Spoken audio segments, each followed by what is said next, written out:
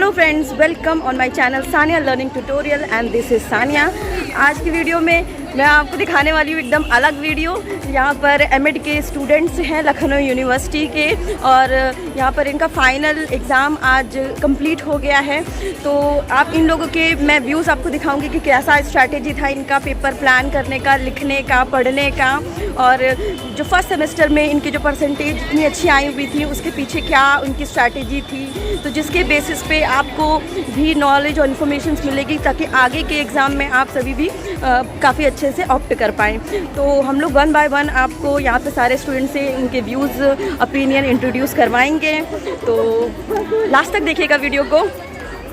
तो फर्स्ट मैं यहाँ पे आपको दिखा रही हूँ कि लखनऊ यूनिवर्सिटी एमएड के स्टूडेंट, कॉलेज है Aryavart group of higher education, जिसका सेंटर पड़ा हुआ है यहाँ पे Guru Nanak girls degree college, ये चारबाग में है।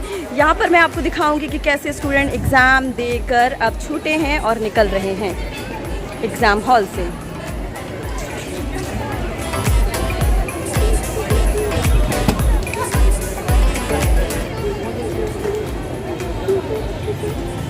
तो विमल, आप एमएड के स्टूडेंट हैं, लखनऊ यूनिवर्सिटी आर्यावर्त कॉलेज में पढ़ते हैं। बिल्कुल मैम। सो आज आपका एमएड का एग्ज़ाम लास्ट वाला था। जी बिल्कुल मैम। सो कुछ बताएंगे कि आपके एग्ज़ाम सारे कैसे गए और क्या स्ट्रैटेजी थी और फॉर्मेट क्या था? एक्चुअली मैम होता ये है कि जैसे कि आप पेपर देने आएंगे तो लोग कहते हैं यहाँ पे पन्ने, मतलब जो पेज भरेंगे तो पेज इसमें तो कंटेंट और प्लस पेज दो चीज़ मायने रखता है। अच्छा। अगर आप कंटेंट आपका अच्छा है तो आप 25-22 पेज में भी नंबर आपको अच्छे मिल जाएंगे। अच्छा। अगर मान लीजिए आपका कंटेंट अच्छा नहीं है तो आप 39 पेज भर के भी आइएगा, तब भी एग्जामिनर आपको कम ही नंबर देगा। अच्छा। और मेरा मानना है कि ये स्कूल इतना अच्छा है कि देखो हम लोग आर्यावर्त से पेपर देने के लिए आए हुए हैं, और यहाँ पे हम लोग के लिए आज विदाई समारोह है, तो समोसे का प्रोग्राम भी ये लगा तो हुआ बड़ी है। अच्छी बात है। बिल्कुल मैम।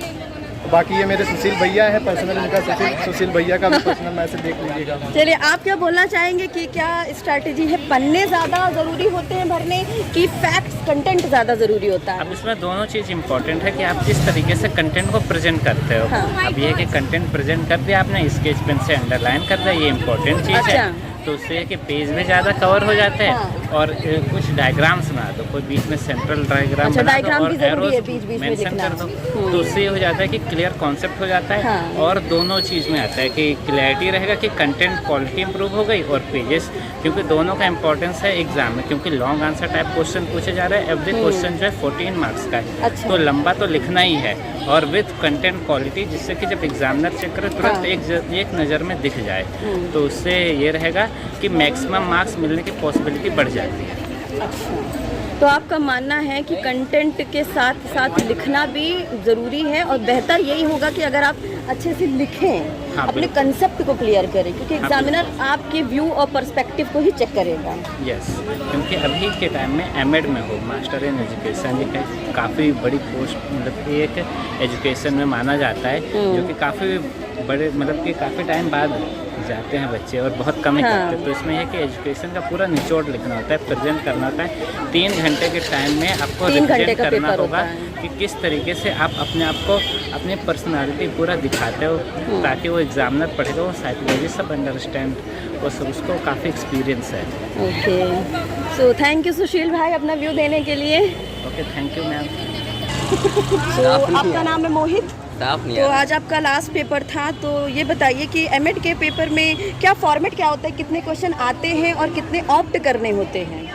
10 क्वेश्चन आते हैं, 5 क्वेश्चन आउट करने होते हैं। सारे लॉन्ग होते हैं? सारे लॉन्ग होते हैं, 14-14 अच्छा। नंबर के होते हैं, 17 नंबर का होता है। अच्छा। 5 क्वेश्चन किया 3 घंटे के अंदर, 30 पेज या 3 घंटे का 25 टाइम पेज होता है। कंटेंट के अकॉर्डिंग भर दिया पेज, अब देखिएगा। हाँ। तो अब ये बताइए कि आप क्या मानते हैं कि फैक्ट्स को लिखना ज़रूरी मानते हैं कि पन्ने भरना ज़रूरी मानते हैं? सब दोनों ज़रूरी मानते हैं। तो पिछले बार की जो आपकी स्ट्रैटेजी थी नंबर परसेंटेज लाने की, वो काम आई कि नहीं काम आई? नहीं, वो लड़की फेल हो गई। पिछली बार की जो स्ट्रैटेजी आपने जिस लड़की से लिया था वो स्ट्रैटेजी फेल हो गई है। वो लड़की फेल हो गई। ओह गॉड, इसलिए आपने स्ट्रैटेजी इस बार चेंज कर दी है। जी जी बिल्कुल। चलिए थैंक यू। अब मेरा भी तो मैं भी बता हाँ भाई, कुछ बोलना चाहते हैं? मैम, ये जो मोहित हाँ, मेरा दोस्त है जी। ये पिछली बार पन्ने भरने के चक्कर में पड़ा हुआ था, 39 पेज भर के आ रहा था। और अच्छा। इसने एक लड़की का नाम प्रीवियस ईयर लिया था, तो उसका नाम पूर्वी मिश्रा था।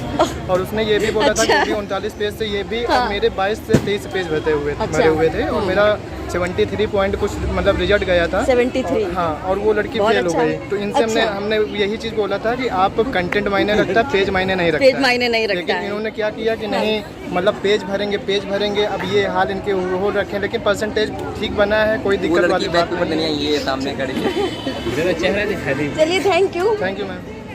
तो आप राहुल हैं, आज आपका एमएड का लास्ट पेपर था, सेकंड सेमेस्टर से हैं आप आर्यभट्ट कॉलेज से हैं। तो आप लास्ट पेपर जो हुआ है और आपके जितने भी प्रीवियस पेपर हुए हैं, तो वो सबसे पहले बताइए कैसे हुए थे पेपर्स? सारे पेपर बहुत अच्छे हुए। बहुत अच्छे हुए थे। बेसिकली जो फोकस करना होता है हाँ। वो आपको कंटेंट पे करना होता है। कंटेंट पे फोकस करना होता है। मेनली आप हेडिंग पढ़िए, ठीक है, और आपको हेडिंग बेस्ट मिल जाएगी अमोली से।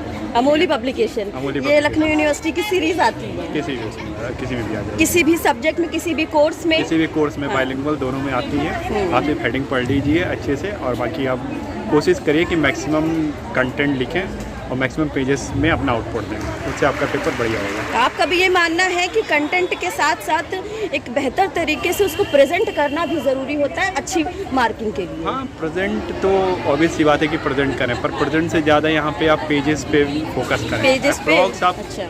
30 के ऊपर लेके चले अगर आप अच्छा स्कोर करते हैं। मार्क्स आपका फ्यूचर नहीं डिसाइड करते हैं। तो थैंक यू फॉर मच आपके व्यू के लिए, थैंक यू। तो आपका नाम है स्वाति? हाँ, मेरा नाम स्वाति सिंह है। एमएड सेकंड सेमेस्टर के? जी, मैं MEd second semester. Aryabhatta college से हैं, लखनऊ यूनिवर्सिटी से। तो आप कुछ बताइए कि आपका जो पेपर हुए हैं ये सारे, वो पेपर आपके कैसे गए, आपकी क्या स्ट्रैटेजी थी, और कॉपी लिखने का भी कोई अगर तरीका होता है अच्छे नंबर पाने का, तो वो हमारे व्यूवर के साथ ज़रूर आप शेयर कीजिए। देखिए, एमएड स्टूडेंट के केवल वन एस्पेक्ट्स की बात नहीं करता है, it's talk about all over development and all over development of personality. तो आप बच्चे के कोई स्पेसिफिक टैलेंट को आप इसमें नहीं समझ सकते हैं। अच्छा। बल्कि आप एक बच्चे के एलिमेंट्री एजुकेशन से लेकर higher education and university level तक उसमें क्या क्वालिटीज़ होनी चाहिए, उसमें क्या अंडरस्टैंडिंग होनी चाहिए, उसमें क्या समझ होनी चाहिए, कैसा डेवलपमेंट होना चाहिए, वो सब हमारे कंटेंट में आपको मिलेगा। सेकंड थिंग रही एमएड सेमेस्टर की बात, तो उसमें आपको जो भी कंटेंट है, जो भी क्वेश्चन पेपर है, वो सिलेबस के अकॉर्डिंग आता है।